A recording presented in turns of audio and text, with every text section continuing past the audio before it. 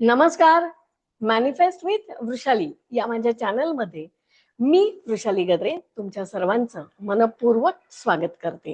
मी EFT means emotional freedom technique यावरती video series बनवते.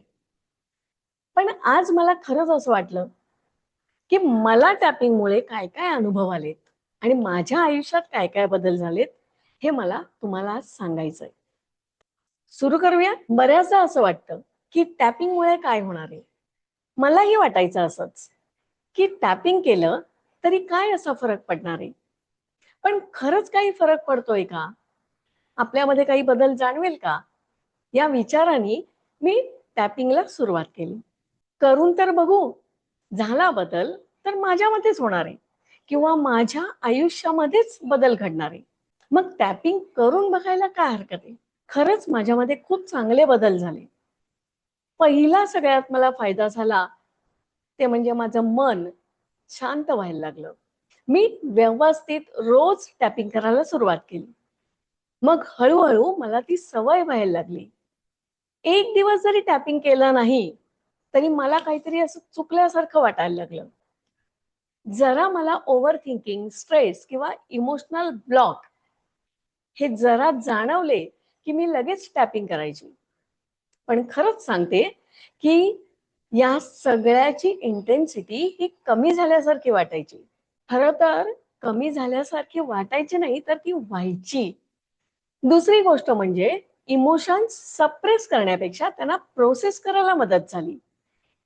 काही गोष्टी ज्या मनामध्ये सतत लूपमध्ये फिरत होत्या त्याचा भार हलका झाल्यासारखा वाटला किंवा त्याची इंटेन्सिटी कमी व्हायला लागली. माझा कॉन्फिडन्सही प्रचंड वाढला. क्लॅरिटी सुद्धा इम्प्रूव्ह झाली. आधी ज्या गोष्टींची भीती वाटायची किंवा सेल्फ डाऊट यायचा त्याकडे बघण्याचा माझा दृष्टिकोन बदलला. अजून एक महत्वाचा बदल म्हणजे स्ट्रेसच्या वेळेला त्यावेळेला आपण रिॲक्ट करतो ना, पण टॅपिंगमुळे मी रिॲक्ट करण्यापेक्षा रिस्पॉन्ड करायला लागले. मन हे जास्त ग्राउंडेड वाटायला लागलं. आधी छोट्या छोट्या गोष्टींनी खूप डिस्टर्ब व्हायची, पण EFT केल्यावर काही सिच्युएशन्स मध्ये इमोशनली जास्त स्टेबल राहायला लागले. आणि सगळ्यात महत्वाचं म्हणजे टॅपिंगमुळे माइंड शांत झालं आणि त्यामुळे झोपही शांत यायला लागली. तुम्हाला तर माहितीये झोप किती महत्वाची आहे माणसाला. जर झोप आली नाही तर दुसरा दिवस पूर्ण खराब जातो. बऱ्याचदा मला असं वाटायचं की मी कॅपेबलच नाहीये कुठल्या गोष्टी करण्यासाठी. माझ्याकडून काही गोष्टी होणारच नाहीत. लोक काय म्हणतील? अनेक थॉट्स माझ्यामध्ये यायचे. पण टॅपिंग नंतर हे सगळं कमी व्हायला लागलं. डिसिजन क्लॅरिटी वाढली. मला माझ्यामध्ये इमोशन्स काय आहेत, मी नेमकं काय फील करते ते समजायला मदत झाली आणि माझ्या इमोशन्स हँडल करण्याची ताकदही वाढली. आता प्रत्येकीचा अनुभव हा वेगळा असू शकतो. पण खरंच सांगते की EFTने मला इमोशनल लेवलवरती सुद्धा खूप मदत केली. स्वतःला समजावून घेण्यासाठी मदत केली.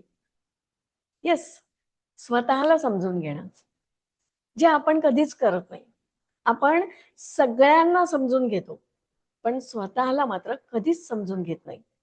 पण EFT आपल्याला स्वतःला समजून घ्यायला शिकवते. मी जेव्हापासून EFT टॅपिंग सुरू केलंय अनेक बदल मी अनुभवले जे मला स्वतःलाही अपेक्षित नव्हतं. इतके मस्त आणि सुंदर अनुभव माझ्या आयुष्यामध्ये यायला लागले.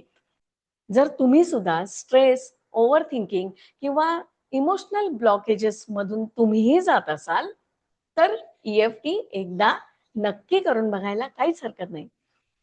करून तर बघा. त्याचे साईड इफेक्ट्स तर नक्कीच नाहीयेत. करून बघायला काय हरकत आहे? पण हो, एकदा करून काहीच फायदा नाहीये. ती रोज सतत केली पाहिजे.